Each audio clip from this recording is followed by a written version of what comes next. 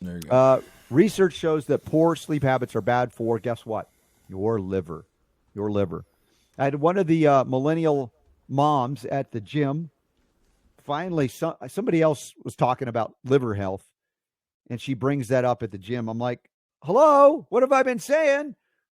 And she just laughs. I'm like, all right, here's what you do. Because she was asking about certain things. When should I take it? Morning or night, whatever. And I said, look, the liver is more active while you sleep. You got to have deep sleep. Make sure you're sleeping well. That's when it detoxifies. That's when regeneration happens. And here's an argument that I agree with, and it's an article at Natural News. We've linked up in the show notes at robertscottbell.com. If you have non-alcoholic fatty liver disease, excess deposits of fat accumulate in your liver, on and on, and we hear about this.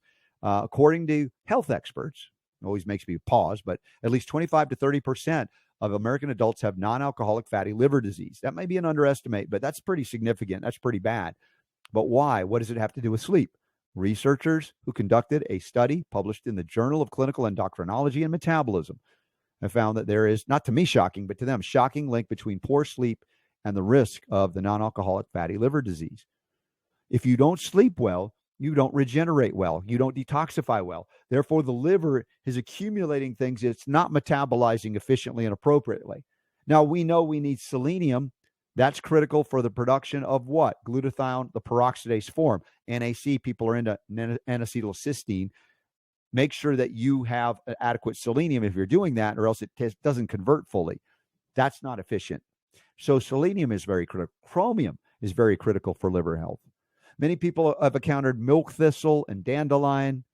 We've got so many things that are beneficial to the liver, and the liver can regenerate. Going back to Chinese medicine and herbs and Ayurvedic medicine and herbs, homeopathy, that's where I got my start with the drainage principle. Heal the liver, and all healing becomes possible. Liver degrades in function, all disease becomes inevitable.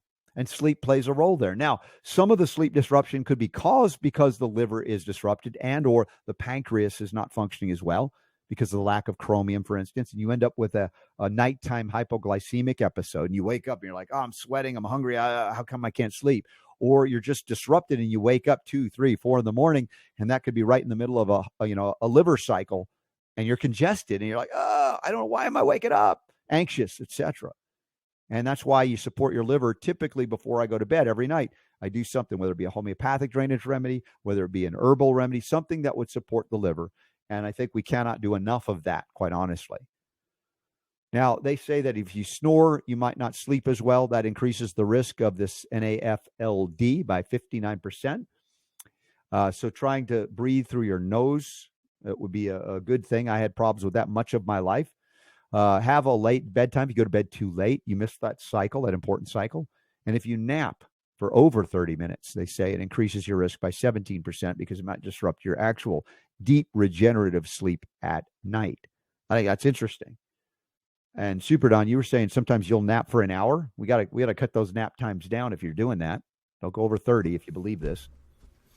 You know, I do the sitting on the couch going, I'm not going to fall asleep. Yeah. No, right? I'm not asleep. What are you talking about? Yeah, I saw what was going on TV. You don't have to rewind it.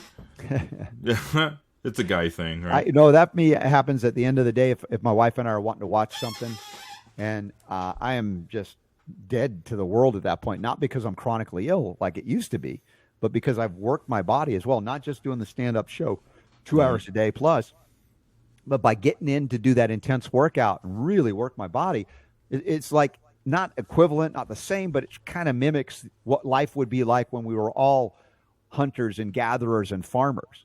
We'd work the land every day, and our bodies, we use them. And at the end of the day, it wasn't hard to fall asleep because we use the body. Many of us are not tired because most of us, do this all day or this all day.